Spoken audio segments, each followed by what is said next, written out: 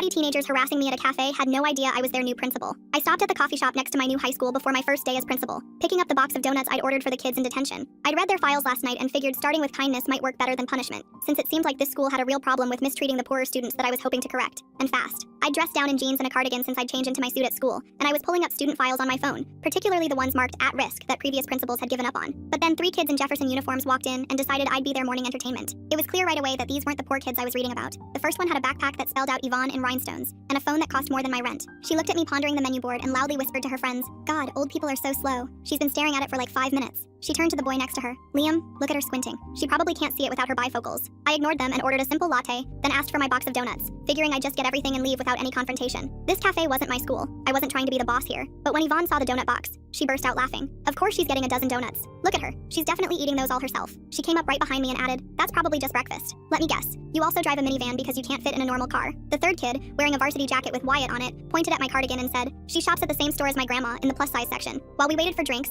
they sat at the table next to mine even though the whole cafe was empty. I tried to focus on the student files, making notes about intervention strategies, but Yvonne started taking pictures of me with her phone. "This is perfect for my Instagram story about fashion disasters," she said, zooming in on my shoes. When my drink came, Wyatt accidentally knocked into me, making me spill coffee on my cardigan and the student files I printed. "Oops, sorry lady," he said with fake concern. But honestly, that stain is an improvement. While I was dabbing at the coffee, Yvonne opened my purse and started going through it. "Let's see what boring people carry," she said, pulling out my reading glasses and putting them on mockingly. "These are like +10 magnification. You're basically blind." I calmly took my glasses back, but they were just getting started. Liam grabbed my phone when it buzzed and looked at the lock screen. "Who's texting you, your book club?" He held it up to show it was from someone named Margaret. "Margaret? Of course your friends have old lady names." When I reached for my phone, he tossed it to Wyatt, who pretended to fumble and dropped it on the concrete floor. "Whoops, how clumsy of you," he said to me as I heard the screen crack. While I was picking up my phone, Yvonne stuck her gum in my hair, pressing it deep into the strands at the back of my head. "There. Now your hairstyle matches your personality. Stuck in the past," she said while her friends filmed it. They were laughing so hard other customers were staring. Wyatt tripped while carrying his iced coffee, dumping the entire thing down my back. The freezing liquid soaked through everything while he said, "Oh no, at least now you have an excuse to burn that whole outfit." Yvonne pulled out scissors from her backpack and said, "Actually, let me help." And before I could react, she'd cut a huge hole in my cardigan sleeve, much more fashionable with ventilation. When I stood up to leave, Liam blocked my path and announced to the whole cafe that I was probably going to report them, because Karens like her